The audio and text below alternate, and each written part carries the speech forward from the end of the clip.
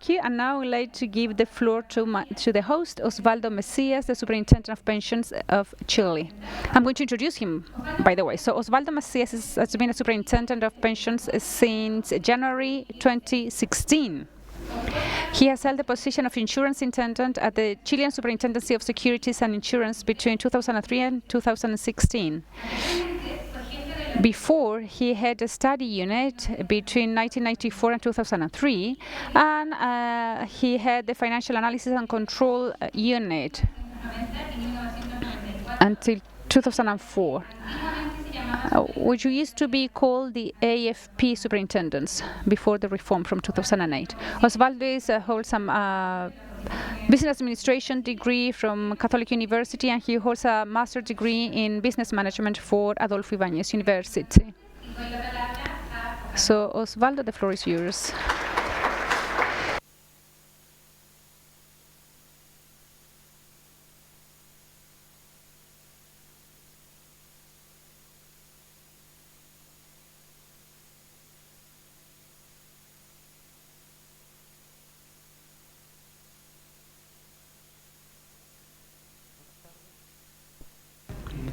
Good evening. I would like to thank you for being patient enough to stay here. I'm going to be very brief because I know that you are very tired.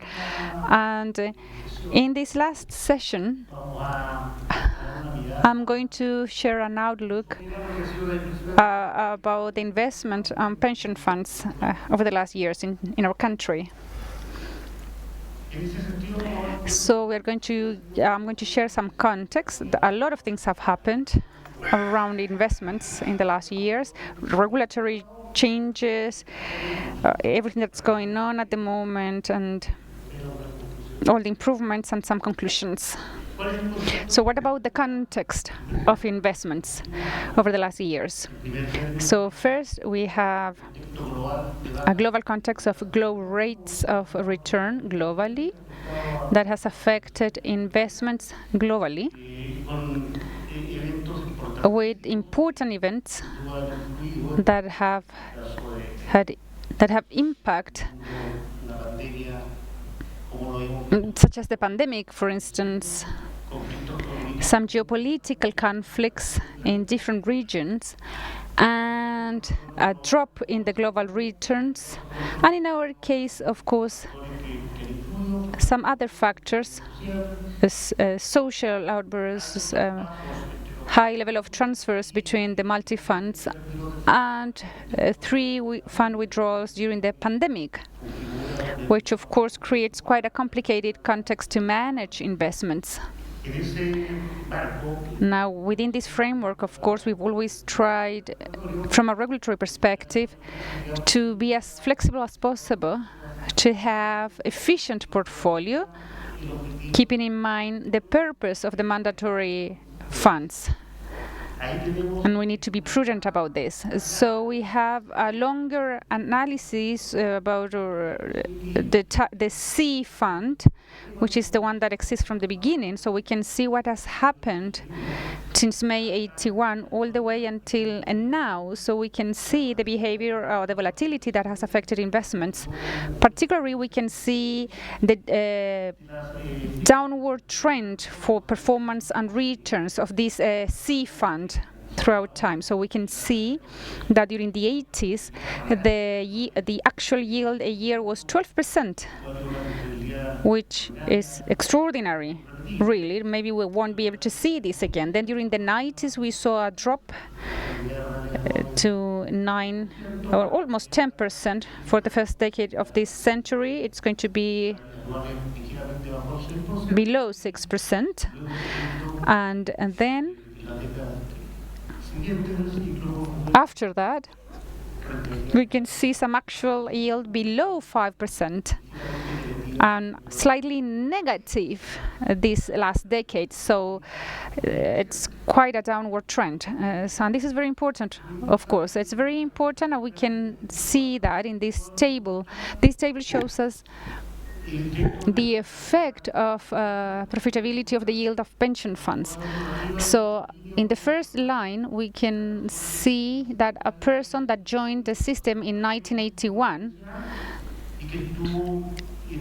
who was part of the system for more than 40 years. So that person that joined the system in 1918 and retired in 2023, 42 years in the pension system, this person got an actual yield, annual yield of 7%.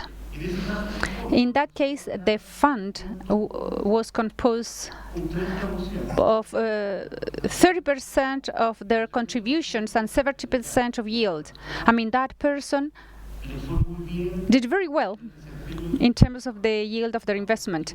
So because the contribution was 30% in comparison to what this person accumulated at the end of their active life, retirement age.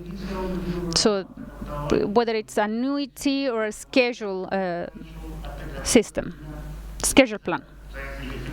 So that's the effect of investment, and the performance was very good. Now, what happens with someone who joined the system 10 years after, second line? They started in the system in 1991, also 42 years in the system, retire in 2033. Of course, it's a projection.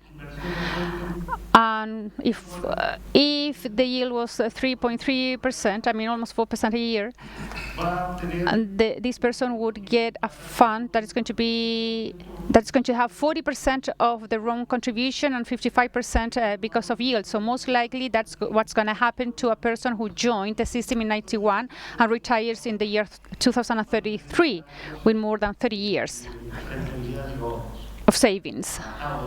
So there is quite a significant reduction in the yield, and most likely in the next decades we would see a further reduction. So we would see half of the accumulated balance. So I hope that we can change this.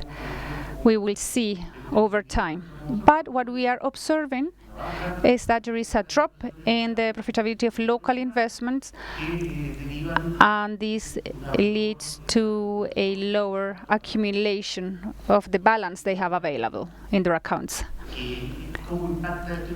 So we can see the impact in their pensions. So per each % of annual yield, the amount of the pension changes by 25% approximately. So the impact is huge.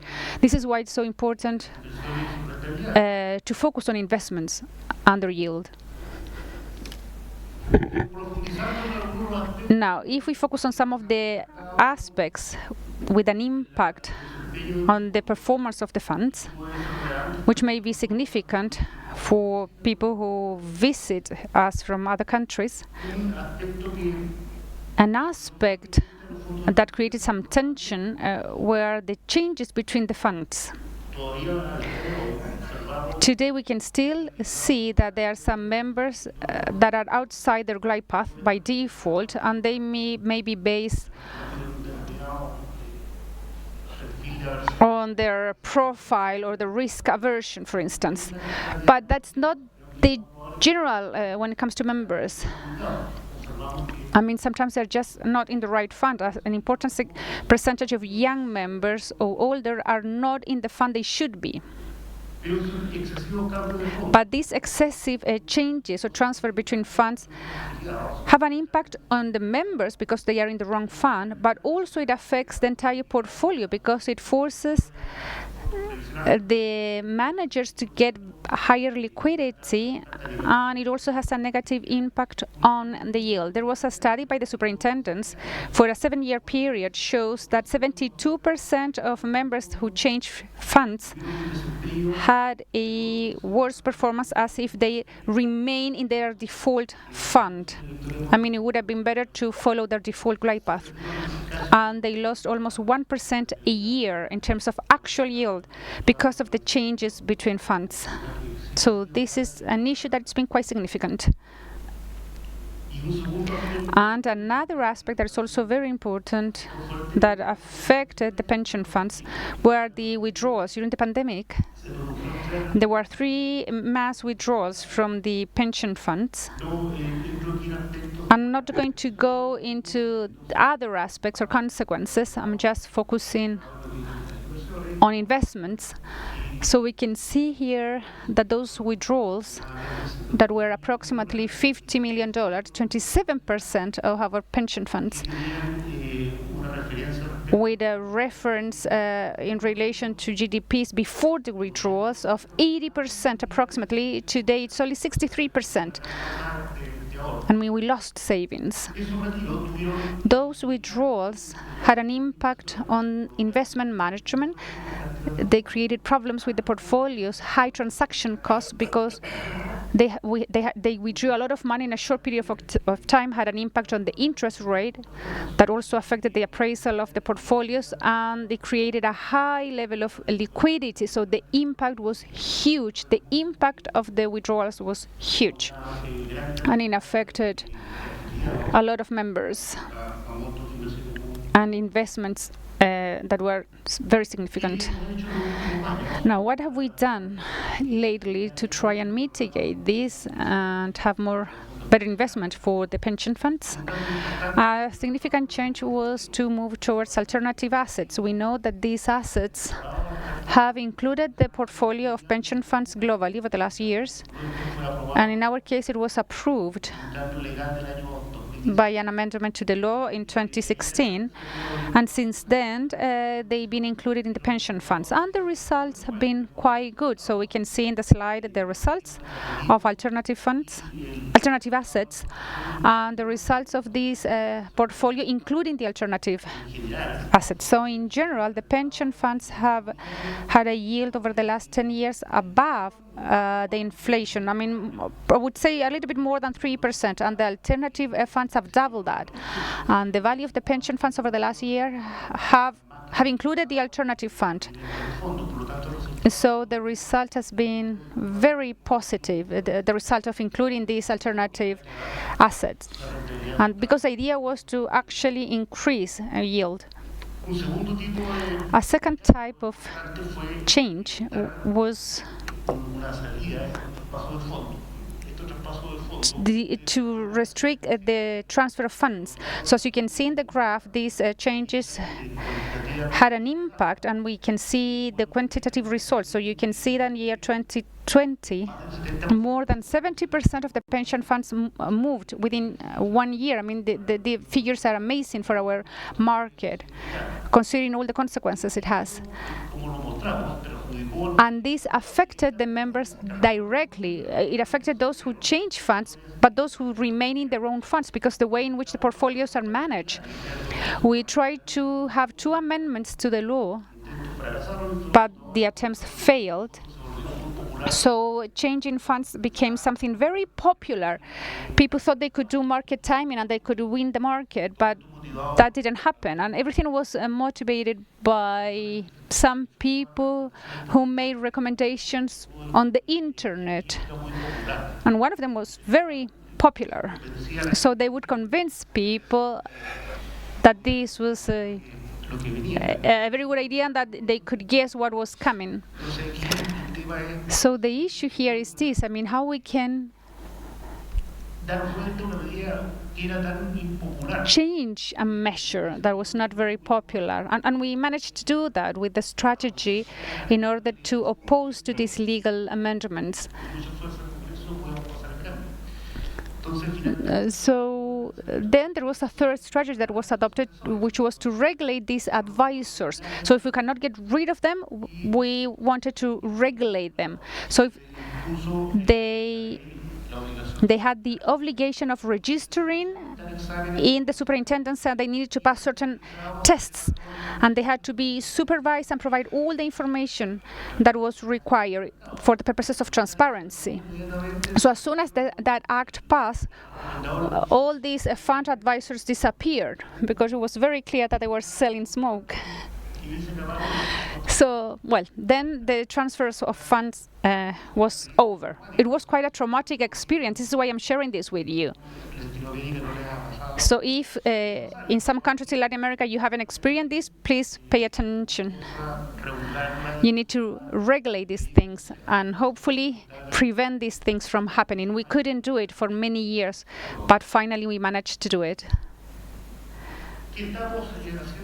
Now, what are we doing today is that we are working on some changes on alternative assets. So we are working on the limits, to increase the limits to increase investment. Today is almost 10% that can go to alternative assets. So it's necessary to increase these limits and also to have new investment alternatives.